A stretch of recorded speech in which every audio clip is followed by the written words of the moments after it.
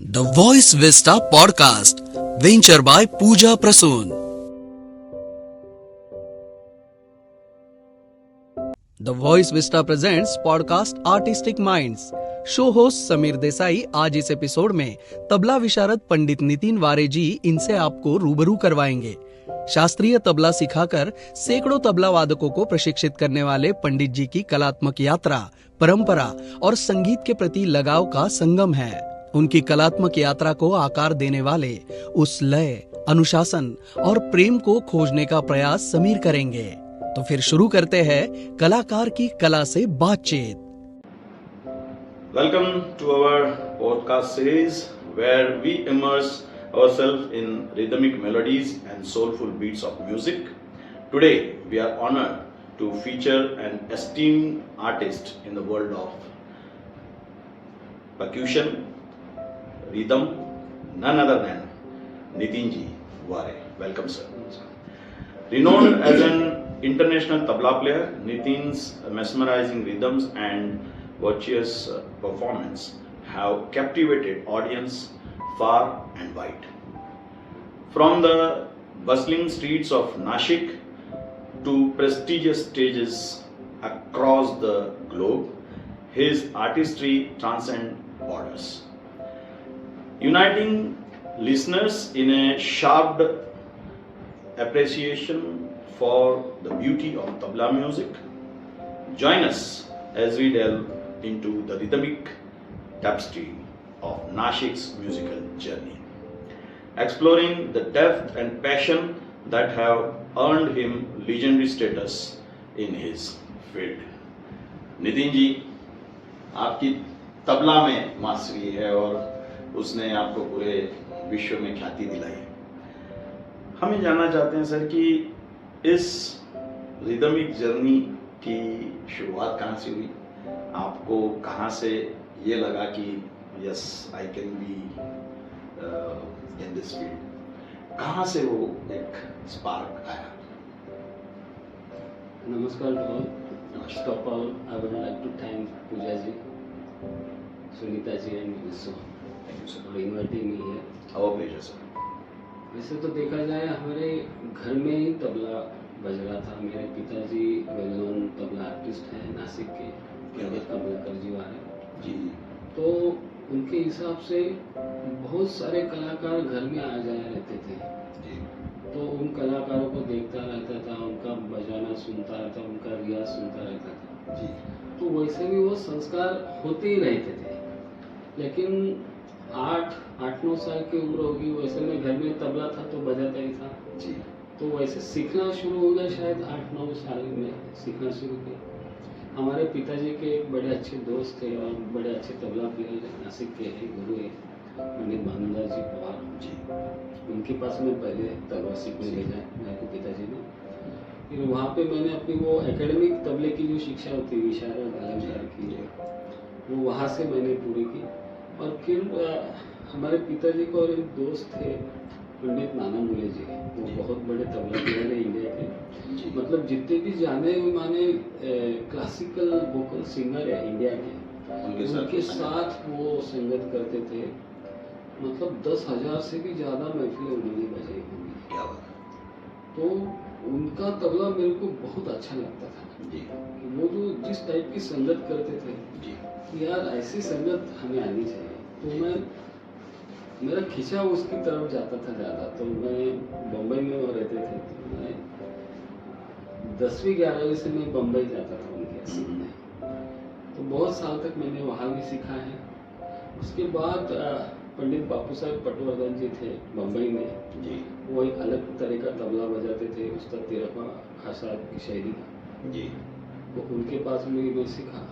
और लास्ट में मेरे को एक अपॉर्चुनिटी बहुत अच्छी आई कि ये तबले के सबसे जो लीजेंड है हमारे, जब सब तबला प्लेयर उनका नाम लेते अपने काम खींच लेते, ऐसे में तिरपा खां साहब है जिनके मतलब ऐसा बोलते हैं कि तबला उन्हीं से शुरू होता है और वहीं खत्म होता है, क्या ऐसा उनका नाम है। तो उनके जो गंडाबंद शागिर्द थे नारायण जोशी, जो उनके घर में रहे चुके हैं, वो 2003 में नासिक आए थे रहने। और वो मेरे ख्याल से 2018 तक नासिक में थे। तो 2003 से मेरे को उनकी सेवा करने का मौका मिला और उनके पास रहते रहते फिर तिरकवा खां साहब की शैली क्या है, बजाने का ढंग क्या है, उनके विचार क्या है तबले के बारे में, ये मैं उनके पास बहुत सीखा और फिर मेरा अभ्यास उसी तरफ मुड़ गया। मैं आज भी संगत करता हूँ, प्रोग्राम बजाता हूँ, लेकिन मेरा पैशन अभी ये रहा है कि मैं उस शैली का अध्ययन ज़्यादा करता हूँ, उसका अभ्यास करता हूँ। मेरे पास जितने भी 120 बच्चे सीखते हैं, उनमें से जो बच्चे अच्छे सीख पाते हैं, जो 15-20 बरस हो गए, तो उनको मैं ये शैली सिखाने का प्रयास अभी कर रहा हूँ। क्या बात है। तो मतलब मशाल जो आपने अपने गुरुजी से ली, अब आप अपने वो होता क्या शिष्यों को है, दे रहे हैं। इस क्षेत्र में ऐसा होता है कि आप अगर किसी अच्छे गुरु के शागिर्द हैं जी और उनके पास बैठ के आपने सीखा है, तो वो जो ओरिजिनलिटी मिलती है आपको, जी। प्योरिटी मिलती है, वो अगर उसके पास जो सीखा हो उसके पास अगर अगला वाला बैठा है तो वो पास होती है, सेम फ्लेवर नहीं तो फ्लेवर थोड़ा सा चेंज हो जाता है। सही बात। तो मेरे नसीब से ये हो गया कि जो तिरकवा खां साहब के पास बैठ के 15 साल सीखे घर में, उनके पास मेरे को जाने का, सीखने का मौका मिला।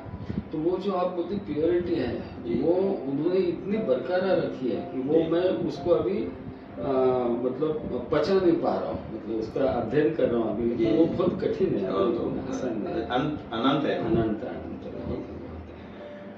नितिन जी, तबला अपने आप में एक बहुत ही एक्सप्रेसिव इंस्ट्रूमेंट है। ये एक वो रिदम फॉर्म है कि जो हर एक के दिल को छूता है। मैं आपसे ये जानना चाहता हूँ कि जब आप एग्जीक्यूट करते हैं, जब आपका जो अप्रोच है तबले पे, तो आपका क्या अप्रोच है? आप किस तरह से तबले के जरिए स्टोरी टेलिंग करते हैं, अपनी बात को पहुंचाते हैं श्रोताओं तक? वैसे तबला एक यूनिवर्सल उसकी लैंग्वेज है तबले की। आप नासिक में बैठे हैं, आप अमेरिका में बैठे, कहीं भी जाओ, तो उसके जो ताल है, वो जो 3 ताल है, दादरा है, वो अमेरिका में भी वैसा ही बताया जाएगा, इंडिया में जी। तो वो बताने का एक ढंग होता है जी। उसका जो स्क्रिप्ट होता है, वो हजारों साल से जो ट्रेडिशन चले आ रही है, उसको वो लोग फॉलो करते हैं जी। तो वो ट्रेडिशन अगर गुरु अच्छा है जी। तो वो अपने बच्चों को सिखाते वक्त वो अपने उंगलियां उस पर कैसी रखनी है, तो वो उंगलियों से जो नाद निकलता है जी। उसको हम निकास बोलते हैं। एक सीट मतलब एक बोल है, वो बोल आपको तबले में से निकालना है। बराबर। वैसे वो तो व्यावहारिक लैंग्वेज नहीं है, जैसे आप हम लोग जी, बात जी, कर रहे हैं, जी। तबले की एक अलग लैंग्वेज होती जी। है, लेकिन मैं जो बजा रहा हूँ, जिसने अध्ययन किया वो सामने बैठा, तो वो खुद भी बता सकता है मैं क्या बजा रहा हूँ। ओके। तो ये दिल की बात वहाँ तक पहुंच जाती है। वहाँ पे हमें ये बाउंड्रीज नहीं होती, ये तमिल का है, गुजरात का है, ये लैंग्वेज नहीं होती। मैं जी। तबला प्लेयर हूँ, तमिल वाला तबला प्लेयर है, गुजरात वाला तबला प्लेयर है, तो वो अलग अलग हमारी लैंग्वेज हो जाती है। मतलब अभी आपको एग्जांपल देता हूँ, लेकिन 3 ताल में हमारे यहाँ गणेश पुराण है, गणेश जी की स्तुति है, जी। वो तबले पर बजने के लिए वो जो उसका कॉन्सेप्ट है, मतलब जो लिखा गया है, वो तबले पे से उसी प्रकार से निकले, उसके लिए उसकी अक्षर की रचना की गई है। क्या बात। मतलब सुनिए, धागत टागत कत टागनदा शिव शंकर सुत उमानंदना सिद्धि प्रदान श्री गजानन कत कथत कत टागन तागत कत गदिगम लंबो दर विघ्ने स्वर गणेश गणपति जगत रक्षका आदित्यों प्रणामधा प्रणामधा प्रणामधा। क्या बात है।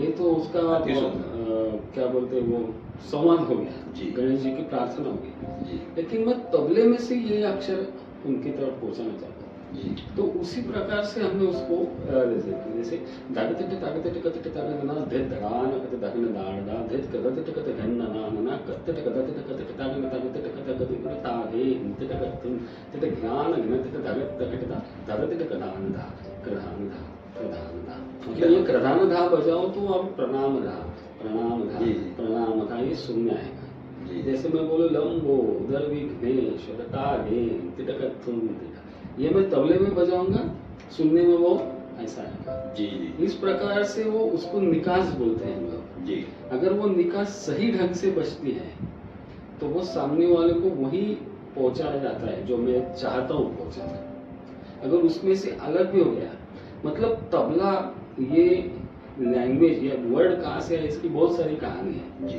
लेकिन उसमें एक कहानी ये भी है, बहुत इंटरेस्टिंग है वो, जी कि वो जो तबला होता है उस पे आप कहीं भी उंगली रख दो तो उसका साउंड बंद हो जाता है। अच्छा लेकिन उसका एक जो ढंग है तबले पे हाथ रखने का, जी अगर उसी प्रकार रखा तो उसमें नाद निकलता है। मतलब उंगली रखी तब भी बोला वो तबला। क्या बात है। तो जी। इसके लिए उसका नाम तबला पड़ा ऐसा बोलते हैं, क्योंकि बाकी कहीं भी आप उंगली रखो उसका साउंड बंद हो जाता है। जी लेकिन वो जो सिखाया गया उसकी जो निकास है, उसकी जो पोजीशन है, उसी पोजीशन में आप हाथ रखोगे तो वो बोलता है। तो नितिन जी, आपने जैसे अभी बताया मुझे कुछ इसकी बोल भी आपने अभी उच्चार करके सुनाए। अब तबला तो खैर सिर्फ भारत में नहीं है, वो पूरे विश्व में बजाया जाता है। आप भी अंतर्राष्ट्रीय स्तर पे बजाते हैं। तो जब अलग अलग कल्चरल बैकग्राउंड के लोग आते हैं जिनकी भाषा ही अलग है, या कोई जर्मन है, कोई इटालियन है, कोई चाइनीज है, तो ये जब उसको प्ले करते हैं तो ये कैसे ये भाषा, क्योंकि अभी आपने जो मुझे उसका पूरा सुर समझाया तो वो, क्योंकि मैं एक हिंदुस्तानी तो मुझे समझा, लेकिन जो दूसरे भाषा के दूसरे कल्चर के लोग हैं तो उनको कैसे वो कनेक्ट कैसे होता है, कि वो क्या जादू है, वो हम आपसे जानना चाहते हैं। अभी करेक्ट ये होता है कि रिदम एक यूनिवर्सल लैंग्वेज है जी मतलब आप कहीं भी वर्ल्ड में जाओ, जितने भी म्यूजिशियन है जी वो उनका बीट का पैटर्न जो होता है वो सेम है। या तो 1 2 3 4 1 2 3 4 1 2 ये चलेगा, या 1 2 3 1 2 3 1 2 3, या 1 2 3 1 2 3 4 1 2 3 1 2। इसको यूनिवर्सल लैंग्वेज में 4/4 का लैंग्वेज बोलते हैं, 3/3 का बोलते हैं, 3/4 का बोलते हैं। करेक्ट ये उसके मीटर होते हैं। जी तो जैसे ये 4/4 का मीटर होता है तो हमारे यहाँ 3 ताल बजाया जाता है। तो 3 ताल की जितनी भी रचना है, जितनी भी कॉम्पोजिशन है, वो ये 4/4 के बीट में निबद्ध किए गए हैं। ओके जैसे मैं अभी मलेशिया जाता हूँ, थाईलैंड जाता हूँ, ऑस्ट्रेलिया जाता हूँ, अभी इटली गया था, तो जितने भी वहाँ पे, तो अभी इटली में एक प्रोग्राम हुआ था तो वहाँ पे पूरे एक भी हिंदुस्तानी नहीं थे, जी। एक भी हिंदुस्तानी नहीं थे। नहीं, वो धीरे धीरे अब मतलब पाश्चात्य दुनिया में धीरे धीरे इन सब चीजों पे ज्यादा इंटरेस्ट ले रहे हैं।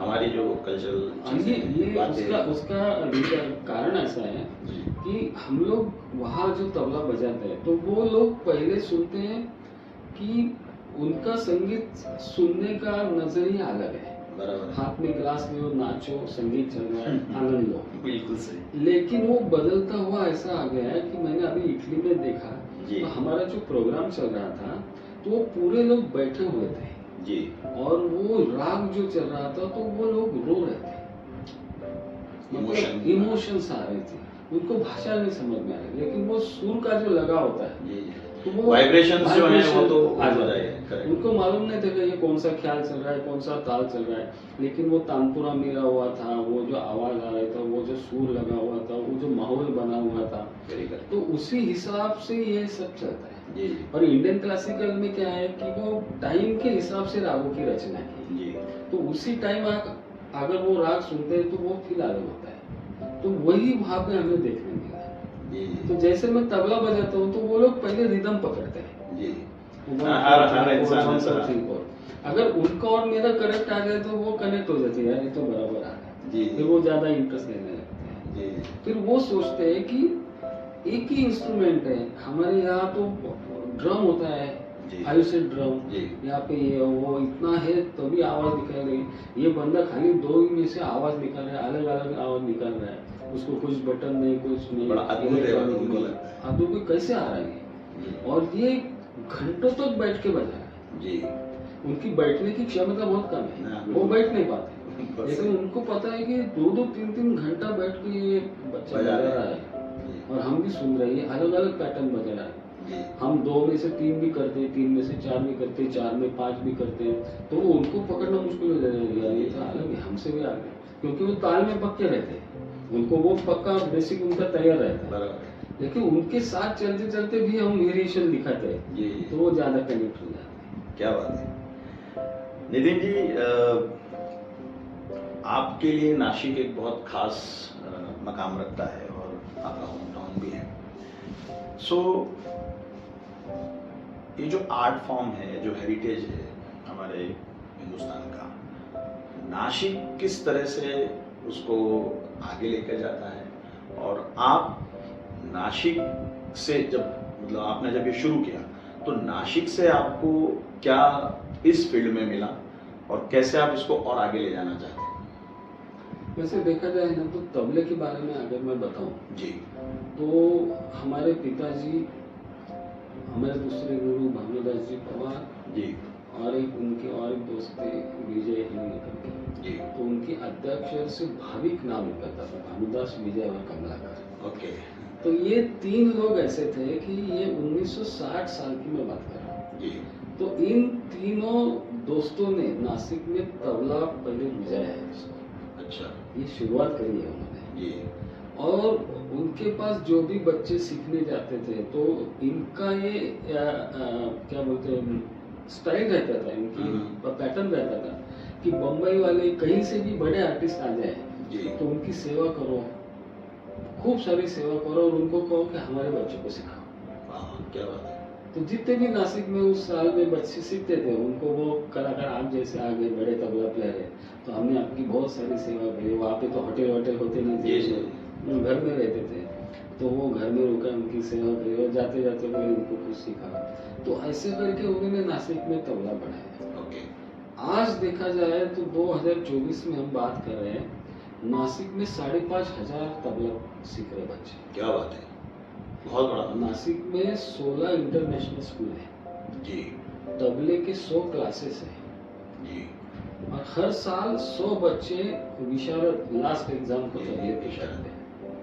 और हर एक इंटरनेशनल स्कूल में खुद का एक म्यूजिक डिपार्टमेंट है। हाँ, हर एक में। तो हम लोग ये देख रहे हैं अभी कि तबला है, कथक है, गाना है, ये नासिक में इतनी सारी इसकी प्रगति हो चुकी है अभी। जी खूब सारे लोग बजाते हैं। हम लोग जब तबला बजाने लगे इस फील्ड में, मतलब मैं बात कर रहा हूँ 90s में, जी मैं 90s में ये शुरू किया मैंने बजाना।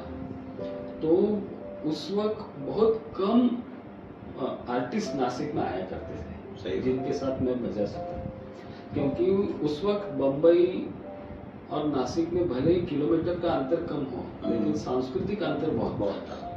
बम्बई में जो लोग आर्टिस्ट मेरे को सुनने मिलते थे वो नासिक में कितने साल के बाद सुनने मिले थे। जी तो वो फासला इतना कम होता जा रहा है अभी कि बहुत सारे आप अगर देखेंगे नासिक में तो हर वीकेंड में बहुत सारे बड़े बड़े आर्टिस्ट नासिक में आते हैं, बहुत प्रोग्राम होते हैं।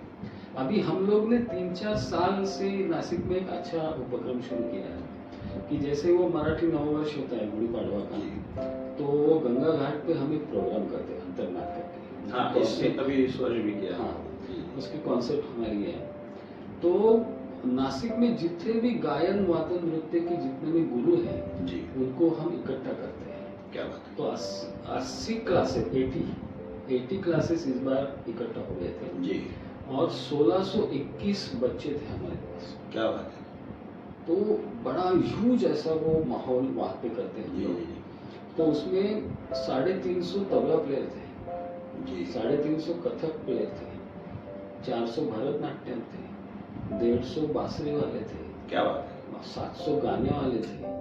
अच्छा ये सब मिला के हम उस प्रोग्राम सेट करते हैं जी और कम से कम 8 से 10 हजार लोग वहाँ पे देखने आते हैं। क्या बात है। तो हर साल ये हम प्रोग्राम करते हैं तो कि ये भारतीय जो संगीत है उसकी तरफ आप लोगों का बहुत बड़ा योगदान है। ये हम चाहते हैं कि नासिक में संगीत का प्रचार हो, प्रसार हो, जी अच्छे बच्चे इसमें आए और अभी गवर्नमेंट भी उसको अच्छा सपोर्ट कर रही है। जी क्योंकि जो भी बच्चे कोई एग्जाम देते हैं, 4 एग्जाम 5 एग्जाम देते हैं, जी एक्स्ट्रा करिकुलर एक्टिविटी में रुचि रखते हैं, उनके लिए ज्यादा मार्क्स भी रखे उन्होंने 10th में 12th में, जी तो इस करके भी बच्चे इसमें आ रहे हैं। और जैसा भी आप चाहते हैं कि ये कला ऐसी है कि आप अगर सोचे तो इसको कमर्शियल भी कर सकते हैं, कर सकते हैं। या तो आप अपने एग्जाम के लिए, अपने स्टडी के लिए एक मेडिटेशन के तौर पे इसको यूज कर सकते हैं। बहुत सही। बहुत सारे लोग इसका अलग अलग प्रकार से यूज भी करते हैं जी।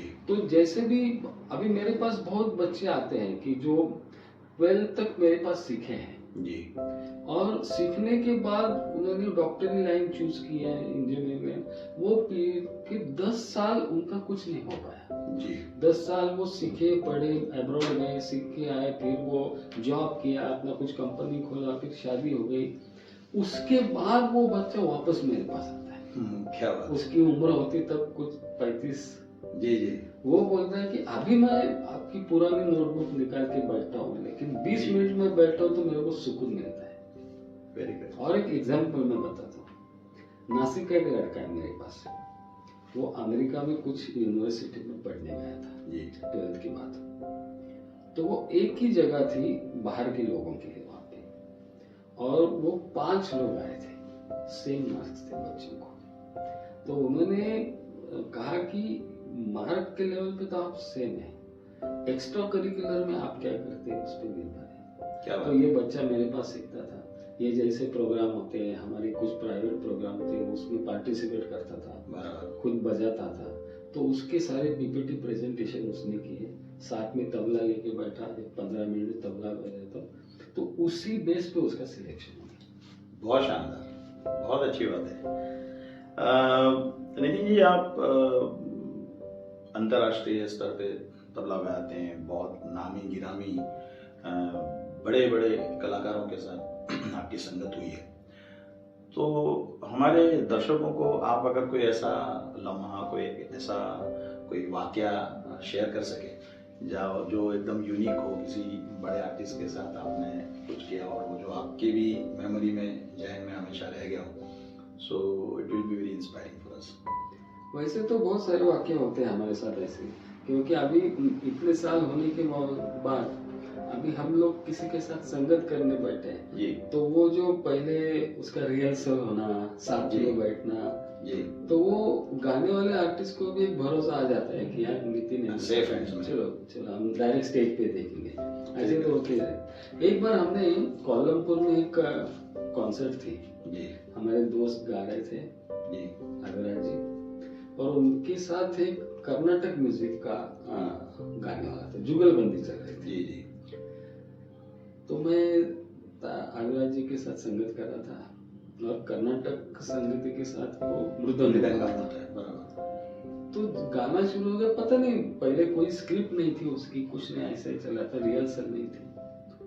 और बीच में वो गाने वाले ने इच्छा प्रकट की कि यार आप दोनों आप जुगलबंदी, हम तो कर रहे गाने, आप इसमें करो। बराबर। तो मैंने कहा ये तो मृदंगम बजा रहा है, उसका स्टाइल अलग है जी। लेकिन मैंने जैसे आपको पहले बताया कि बीट एक होता है, जी। तो हम 4-4 की बीट में चल रहे थे, तो उसको भी पता था कि मैं कितना रोटेशन बजाऊं, वो कितना रोटेशन बजाऊं, मैं 3-3 बजा रहा हूँ, 3-4 बजा रहा हूँ, 4-4 बजा रहा हूँ, ये जो पैटर्न मैं कर रहा हूँ, वो जो कर रहा है, हम जो सवाल जवाब चल रहा है वो इतना बढ़िया हो गया वहाँ पे। तो ऐसे अलग अलग एक्सपीरियंस बहुत आते हैं कि ये प्रोग्राम करते वक्त कहीं भी ऐसी चीज शुरू हो जाती है कि अगर आपका अध्ययन पहले से कुछ आप तैयार ना हो, अध्ययन ना हो आपका, आपने सुना नहीं हो, तो आप वहाँ पे हालत हो सकती है। जी। इसके लिए आपको रोज उसमें नए तरीके से भिड़ना पड़ता है। जी।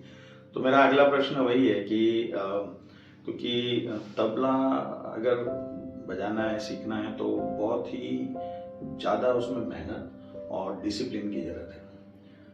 तो आप अपने इतने व्यस्त आपके करियर से आप कैसे उतना समय निकाल पाते हैं? आप एक आर्टिस्ट के तौर पे अपने आप को कैसे रोज रोज रीइन्वेंट करते हैं? और जो एस्पायरिंग तबला आर्टिस्ट हैं, जो अपकमिंग है, नया सीख रहे हैं, उनके लिए आप क्या संदेश देना चाहेंगे? कैसे तबले को आगे लेकर चलें? वैसे देखा जाए तो मेरा अभी पूरा दिन इसमें ही जाता है। जी। वैसे मेरा पहला कुछ करियर अलग होने जा रहा था, मैं पॉलिटिकल साइंस में पढ़ा रहा था। अच्छा। तो कुछ महीने मैंने पढ़ा, वो छोड़ दिया, बाद में मैं तबले पे आ गया। जी। तो अभी मेरा पूरा दिन तबले में होता है। जी। या तो मैं कॉलेज में नौकरी करता हूँ, वहाँ पे मेरा तबला होता है। जी।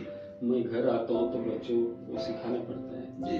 शाम को मेरे को कॉन्सर्ट होती है, वहाँ पे जाके बजाना पड़ता है। जी। तो पूरा दिन तबले में जाता है। लेकिन ये जो मैं करता हूँ ये किसी के लिए करता हूँ, किसी को सिखाने के लिए करता हूँ, ये करता हूँ, उनके लिए करता हूँ। लेकिन दिन में कम से कम 2 घंटा मेरे को ऐसा निकालना पड़ता है तो कि मैं खुद के लिए कुछ करूँ। बहुत जरूरी है। और वो इसलिए मेरे को करना पड़ता है कि अभी के बच्चे इतने टैलेंटेड और शार्प हो गए हैं कि वो आपको बात बात में पकड़ लेते हैं। जी। तो आप कोई भी चीज उनको बताओ तो वो चीज पहले आपको खुद को आनी चाहिए, पूरी तरह कॉन्फिडेंस, उसका पूरा अध्ययन आपको होना चाहिए। जी। और इसलिए मैं आने वाले बच्चों को भी यही बताता हूँ कि आप पहले खुद की शिक्षा पूरी करो, अच्छे गुरु के पास सीखो। वो गुरु किसके पास सिखाए, कौन सी ट्रेडिशन आप फॉलो कर रहे हो, वो ट्रेडिशन को आप अपनाओ, उसका अध्ययन करो, आप खुद पहले फील करो, आप खुद बजाओ उसको, और फिर सिखाने की सोचिए। जी। और ये जो नए बच्चे हैं जो तबला सीख रहे हैं, उनके लिए आपका मतलब कैसे वो अपने आप को मेंटेन करें और वो सही दिशा में जाते रहें, उसके लिए आप कुछ वो थोड़ा सा मैं यहाँ पे एक बोल सकता हूँ कि यहाँ पे पेरेंट्स जो होते हैं उनकी भूमिका बहुत बड़ी है, बहुत इम्पोर्टेंट है। क्योंकि मेरे पास बहुत पेरेंट्स ऐसे आते हैं कि सर ये 2-3 साल से तबला सीख रहा है लेकिन उसको नहीं आ रहा है। तो मैं उनको पूछता हूँ कि कहाँ सीखता है, बाजू की बिल्डिंग में है।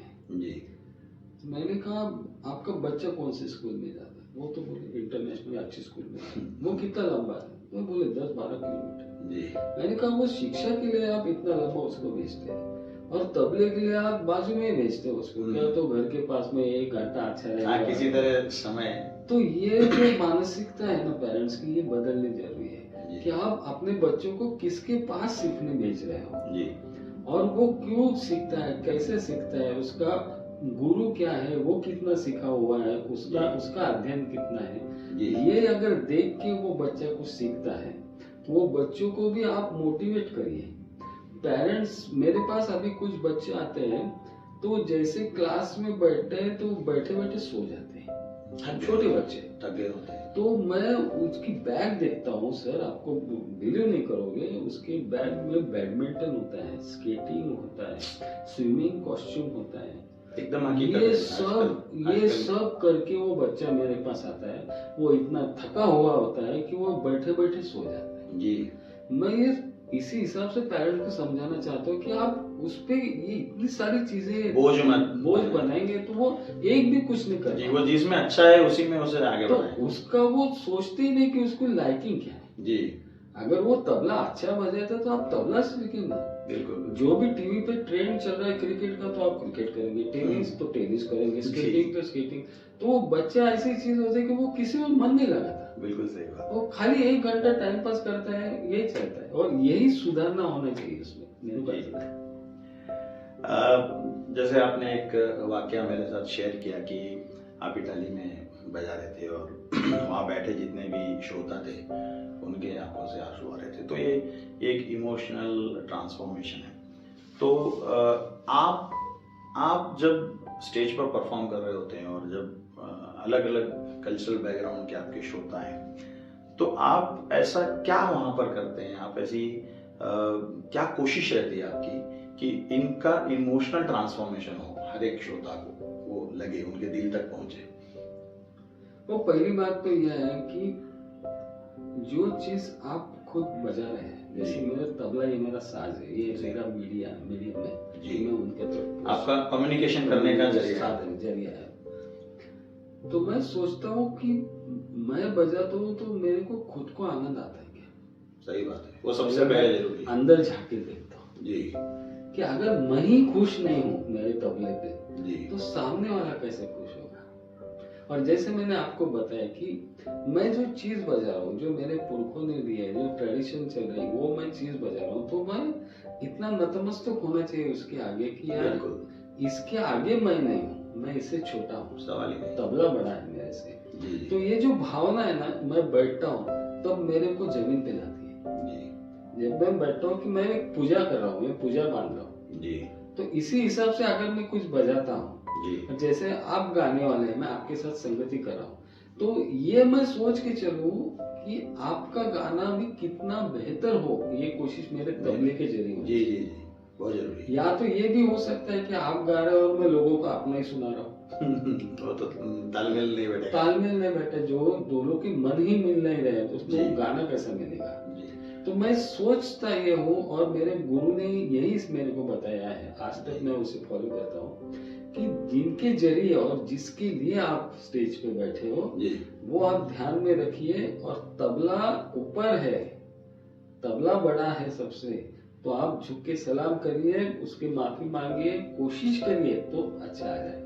तो मतलब अंदर से पहले भावना क्रिएट होती है, फिर साज के द्वारा आप लोगों तक पहुंचाते हैं। वो तो Fantastic. सिद्धि है ना, जैसे आप साधना करते हैं, जी जी तो ये साधना ही साधना है ना। साधना ही। मैं अगर घर में साधना करता हूँ तभी तो मेरा वो जाएगा। जैसे एक कविता है कि झड़त पत्त झड़ जात पत्त झड़ गए रे पत्त कई पत्त न झड़ गए, उड़त भ्रमर उड़ जात भ्रमर उड़ गए रे भ्रमर कई भ्रमर न उड़ गए, खिलत कवल खिल जात कवल खिल गए रे कवल कई कवल निकले।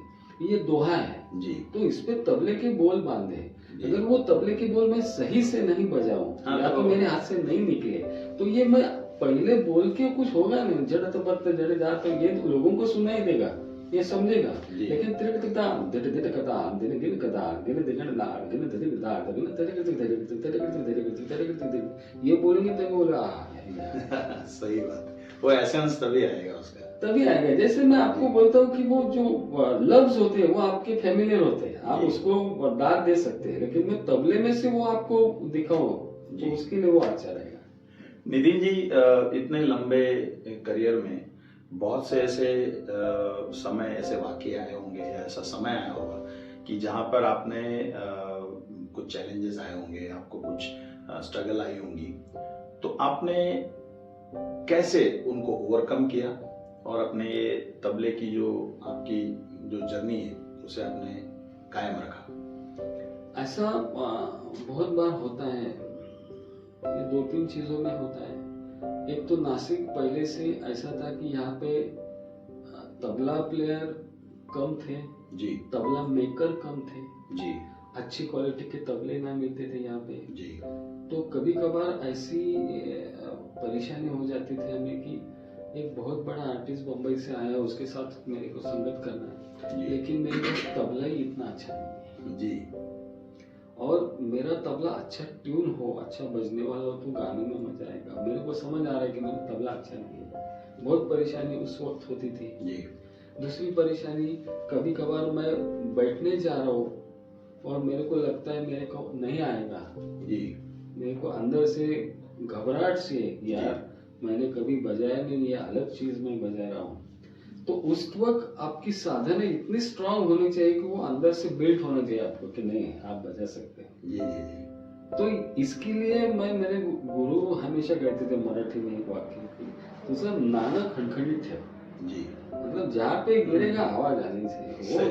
वो तू खुद को इतना तैयार रख जी कि तू निकला है ना बाहर, अभी संगत के लिए निकला है ना, जी तो तेरी कोशिश ये रहनी चाहिए कि या तो वो क्लासिकल गाए या सुगम गाए या भजन गाए या गजल गाए, सिंगे गाए, जी उसमें तू पीछे नहीं रहे, जी या तो फिर बैठना छोड़ दे। बिल्कुल सीधी बात है। तो वो एक ही वो जो वर्ड है उनका, वो मेरे को हमेशा याद दिलाता है कि यार मैं कहीं भी, अभी भी मैं आपको बताऊं, 40 साल हो गए मैं इसमें हूँ, अभी संगत करता हूँ, लेकिन अभी भी मैं प्रोग्राम को जब भी जाता हूँ, किसी के साथ बजाना है, वो मेरे परिचित हो अपरिचित हो ये भी हो, तभी उसके पहले 15-20 मिनट वहां सेट होने तक एक अजीब सी घबराहट दिल में कश्मकश रहती है। वो एक तरह से आर्टिस्ट के लिए जरूरी भी है। वो जरूरी इसलिए कि आपका आर्टिस्ट अभी जिंदा है, क्यों वो चली जाए तो मैं समझूंगा मेरा आर्टिस्ट नहीं रहा, क्योंकि मेरे को मालूम है, मेरे मन में रहता है कि उसका प्रोग्राम बहुत अच्छा होना चाहिए, मेरा तबला अच्छा आना चाहिए कि लोग मेरे को याद रखें। तो वो 15-20 मिनट पहले अंदर बहुत डिस्टर्बिंग रहते हैं। जी नितिन जी, इतनी लंबी जर्नी हुई, अब भविष्य के बारे में थोड़ा आपसे जानना चाहेंगे कि जैसा आपने बताया कि नासिक पहले किन परिस्थितियों में था और उसमें काफ़ी सारे बदलाव आए और आज नासिक काफ़ी अच्छी जगह पर है। तो आप नासिक को, आप अपने तबले को और आने वाली जो पीढ़ी है उसके लिए क्या भविष्य देखते हैं और आपके क्या निरंतर प्रयास हैं इस दिशा में? मैं आपको बताऊं कि जैसे मैंने अभी वो डाटा भी आपको बताया कि नासिक में कितने सारे लड़के तबला सीखते हैं जी। ये तबले में ही नहीं, मतलब डांस में है, कथक में है, भरतनाट्यम में, अलग अलग कलाओं में। तो नासिक का जितना भी क्षेत्रीय विकास हो रहा है, जितना भी नासिक बढ़ रहा है, उसके हिसाब से म्यूजिकल उसका जो सर्कल है जी, वो बढ़ने का स्पीड थोड़ा कम है। ओके। बच्चे सीख रहे हैं, ये बराबर है, लेकिन आगे जाके कलाकार कितने बनते हैं जी, वो बड़ी बात है। वो उसमें बड़ी बात है। मैं आपको और एक डाटा बताता हूँ कि नासिक में अगर 100 बच्चे तबले की फाइनल एग्जाम में बैठते हैं तो उसमें से 80 बच्चे तो खाली सर्टिफिकेट के लिए सीखते हैं। सही बात। फिर से वही माँ बाप का प्रेशर और सर्टिफिकेट लेते बस मैं हो गया विशाल जी, हो गया, तबला छूट गया। उसमें से जो 10-12 होते हैं वो अपनी खुद की क्लास निकाल देते हैं जी। उसमें जो बचे 3-4 हैं वो आगे का 2-3 परीक्षा और देते हैं और 2 बच्चे ऐसे होते हैं कि जो अच्छे गुरु के पास तालीम लेने साधना करते हैं। तो 100 में से 2 कलाकारों के लिए मुड़ते हर साल। जी। तो ये रेशो जो है ना वो उसका फासला कम होना चाहिए जी। तो आप उस दिशा में कुछ प्रयास करें? तो इसी दिशा में हम लोग ये प्रयास करते हैं कि हम लोग नासिक में हर साल अहमद जान तेरखवा जिनका मैंने जिक्र किया था, उनकी स्मृति में एक तबला चिल्ला नाम का प्रोग्राम। अच्छा, तबला चिल्ला। चिल्ला Very मतलब ये interesting। चिल्ला ये वर्ड ऐसा है कि 40 दिन। जी। तो ये जो बुजुर्ग तबला प्लेयर थे जी, ये अपनी रियाज के लिए, साधना के लिए एक 40 दिन का समय तय करते थे और उसमें रोज का एक कुछ घंटे का समय फिक्स करते थे जी। मतलब रोज 8 घंटा, रोज 10 घंटा, रोज 16 घंटा, अलग अलग। तो 40 दिन रोज 16 घंटा बजाना है और वो क्या बजाना है तो एक ही चीज लेके बैठे हैं तो उस पे ही वो कायम रहते हैं। वो एक संकल्प लेके चलते हैं, उसको बोलते हैं चिल्ला। अच्छा। तो हम लोग तबला चिल्ला नाम का एक प्रोग्राम करते हैं हर साल। तो यहाँ 110 आर्टिस्ट नासिक में अभी तक हमने लाए हैं। अरे वाह। और 3 दिन तक वो कार्यक्रम चलते हैं। एक टाइम नासिक में ऐसा था कि अगर किसी का तबला सोलो आपको रखना है जी, तो उसके पहले या तो गाना रखो या तो डांस रखो और बीच में फिर उसको बिठाओ, क्योंकि लोग सुनना ही नहीं। सही बात। तबला समझते नहीं है। जी। हम लोगों ने ये कोशिश करी है कि बैक टू बैक तबला बजता है। एक उठा दूसरा बैठा, एक दिल्ली से आया, एक आगरा से आया, एक लखनऊ से आया, भोपाल से आया, ये कलकत्ता से आया, अलग अलग फ्लेवर लेके तबला प्लेयर आते हैं जी। अपने अपने घरानों का, अपना अपना उस्तादों का सीख वो साधना सब यहाँ पे पेश करते हैं जी। और हम लोग नासिक में यही कल्चर डेवलप करना चाहते हैं कि आप तबला कहीं से भी सीखो, कोई सा भी सीखो, लेकिन वो जो प्रामाणिकता है आपकी सीखने के लिए वो बढ़ाने की कोशिश हम करते हैं। Great sir, thank you Nitin ji, आपने हमें अपने व्यस्त जीवन से समय दिया। Entire team of artistic minds extend our gratitude. मेरे को भी बहुत अच्छा लगा यहाँ पे आके, क्योंकि हम तो तबले के काम करते रहते हैं, लेकिन तबले के बारे में बातचीत करके और हमारे जैसे आर्टिस्ट लोगों को आपने यहाँ बुलाया, आपकी सब टीम का, पूजा जी का, सबका मैं हार्दिक धन्यवाद करता हूँ। Join us as we embark on a rhythmic exploration of music and artistic excellence with the legendary Shri Nitin ji, a true maestro of the tabla. Thank you very much. Thank you for tuning into the Voice Vista podcast. आप और भी interesting show सुन सकते हैं thevoicevista.in पर। ये show conceptualise किया है पूजा प्रसून ने, प्रोड्यूस किया है द वॉइस विस्टा ने। गेस्ट कोऑर्डिनेशन में हमारे साथ रही सुनीता जी चौहान। डिजाइन किया है टीम क्रिएटर्स डेन ने। साथ ही एडिटिंग और प्रोडक्शन के लिए धन्यवाद टीम लर्निंग बी को। प्रोमो वॉइस दिया है राहुल ढोले ने। लाइक, फॉलो और सब्सक्राइब करना ना भूलें।